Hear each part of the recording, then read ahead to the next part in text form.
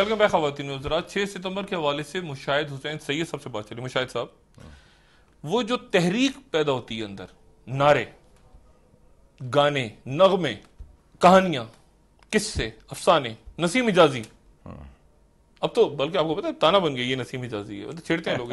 अच्छा, लेकिन वो बीआरबी बहती रही, बीआरबी पे देखिए ना, बहरहाल जो भी था, देखें ना, वो इंस्पायर करते हैं, नॉवेल्स हों, स्टोरीज हों, सारा कुछ। अब मुझे बताएं कि अब क्या है, अब लोग कैसे इंस्पायर होंगे? ज़लज़ले में तो लोगों ने एक इमोशनल था कि भाई कोहराम मच गया है, कौम 2005 में आप भी बड़े एक्टिव थे मीडिया में, मैं भी फील्ड में गया और हम को एक महीना वहां रहे। आपने देखा होगा उस वक्त, आपने खुद शोज भी किए थे। सारा इंटरनेशनल इशू जो बना था इसका, वो मीडिया की वजह से बना था, ज़लज़ले का, कि क्या तबाहकारी हुई, लोगों में क्या स्पिरिट थी, लोगों में क्या जान थी, और कितना लोगों ने मुश्किल तरीके से, लोगों की टांगें टूटी हुई हैं, माजूर हुए हैं, लेकिन आंखों में चमक थी। तो वो चीज तो मीडिया ने कैप्चर की थी, वही स्पिरिट मीडिया लेके आया था। डिफरेंट तरीके से इंटरनल चैलेंज था, बाहर का हमला नहीं था, लेकिन एक बहुत बड़ी आफत आई थी जो एक मैन मेड नहीं थी, कुदरती आफत थी। तो उस आफत का भी मुकाबला किस जोरदार तरीके से हमने किया। जैसे ठीक है, आपने हुकूमत की तैयारी नहीं थी शुरू में, लेकिन सारा लोग मोबिलाइज हो गए। फौज बहुत एक्टिव थी, फौज बहुत एक्टिव थी। शुरू में हम बड़ा क्रिटिसाइज कर रहे थे, लेकिन वहां जाके जब फौज की अपनी कैजुअल्टीज देखी, और खुद देखा आपने, एक और चीज बड़ी बहुत बड़ी हुई थी, लोगों ने आजाद कश्मीर कैजुअल्टीज थी। और इवन यानी मैं तो हैरान हो गया था वहां जब आगे हम पहुंचे, बिल्कुल आजाद कश्मीर के बिल्कुल चकोटी और उन जगहों पे, तो अपनी कैजुअल्टीज थी, उसके बावजूद वो लगे हुए थे।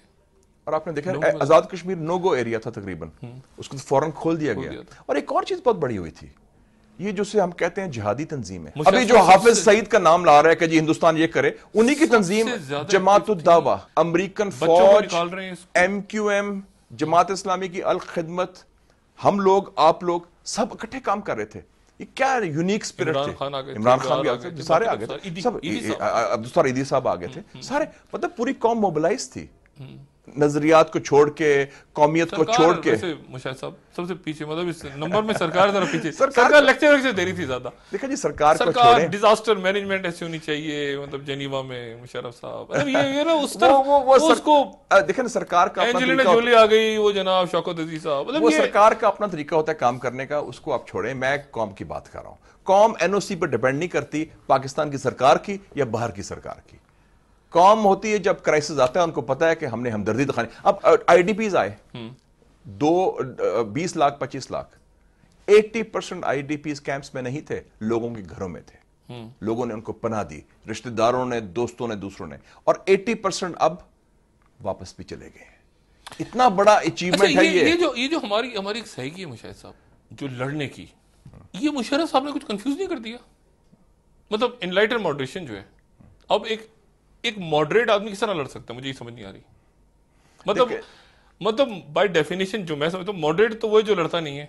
ये जो तबका है, ये क्या करेगा अगर जंग हो जाए? डॉक्टर साहब, मतलब वहां से कॉल आएगी कि जी वो वहां का कोई जनरल, कौन जनरल चौधरी था, कौन था, जनरल चौधरी था, हम शाम को जिमखाना लाहौर में जाके वो पैग लेंगे, इस तरह की बात हुई थी ना, इस तरह उनका तासुर ये था, 1965 में इस तरह की। तो एक तबका यहाँ होगा ना कि आइए सर हम पार्टी करते हैं आपके लिए, एक ऐसा तबका भी तो है। वो तबका जो है वो अपना वो वन वे टिकट ले लेगा, अपना दुबई के लिए, लंदन के लिए, वॉशिंगटन के लिए, वो भागने वाला तबका है, उनमें जान नहीं है, उनको आप छोड़े। आप खुद देखें, सोवियत यूनियन में स्टालिन था, जब हिटलर ने हमला किया 1941 में, कम्युनिस्ट मुल्क था, मार्क्सिस्ट था, उन्होंने क्या नाम दिया, ग्रेट पेट्रियोटिक वॉर।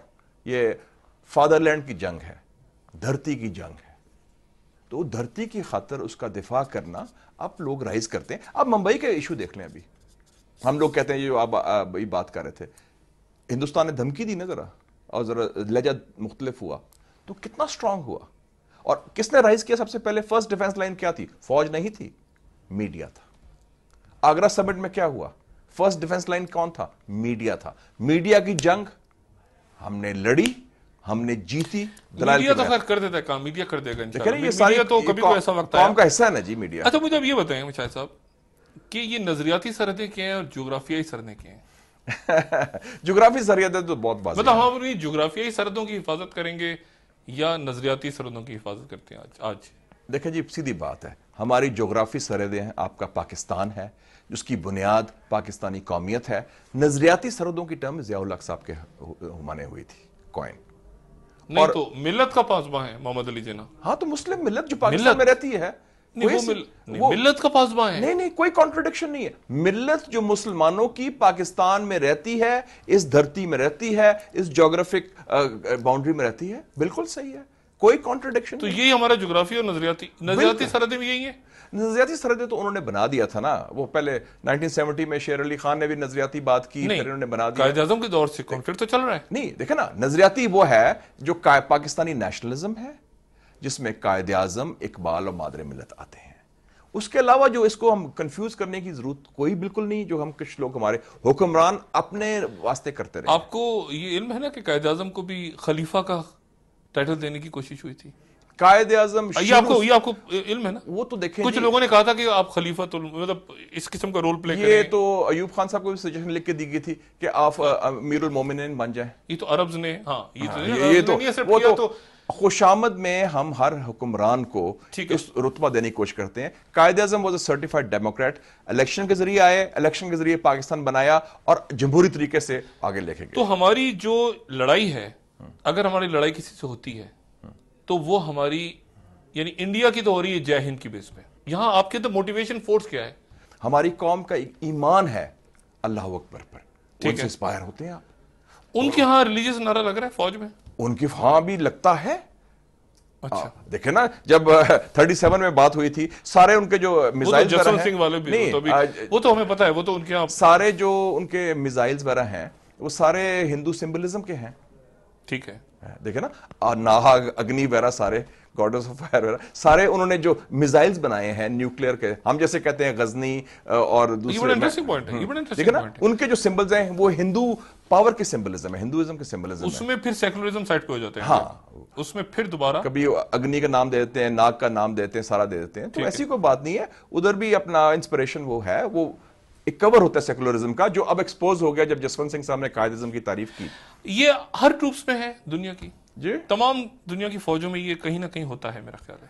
देखिए जी, जब उसने बुश ने क्या कहा था, अमेरिका में भी है, यानी वो जा रहे हैं, लड़ रहे हैं, तो इससे ये नहीं कि जमहूरियत लाने के लिए हर यूनिट में एक चैपलिन होता है। चैपलिन होता है कि वो इंस्पायर करता है। उसने क्या कहा था, गॉड इज विद यू, ठीक है, अल्लाह ताला आपके साथ है। ऑनवर्ड क्रिश्चियन सोल्जर्स, अब खैर उनकी सेकुलर आर्मी होगी। लड़ने के लिए तो नफरत चाहिए ना, एक नफरत होनी जरूरी है ना लड़ने के लिए। हाँ, दुश्मन को एक दुश्मन चाहिए आपको नहीं, और नफरत, एक जज्बा भी चाहिए ना। नहीं, लेकिन एक पहली बात है कि दुश्मन आपको चाहिए ना, दुश्मन के खिलाफ लड़ रहे हैं। नहीं, दुश्मन से नफरत भी होनी चाहिए ना। जाहिर है, नफरत उसके बगैर कैसे लड़ेंगे आप? ये बिल्कुल से होती है। तो अब मैं ये जो बात है कि जी जमहूरियत लाने के लिए इराक में, ऐसा ये तो इस तरह तो नहीं आप लड़ सकते ना जाके।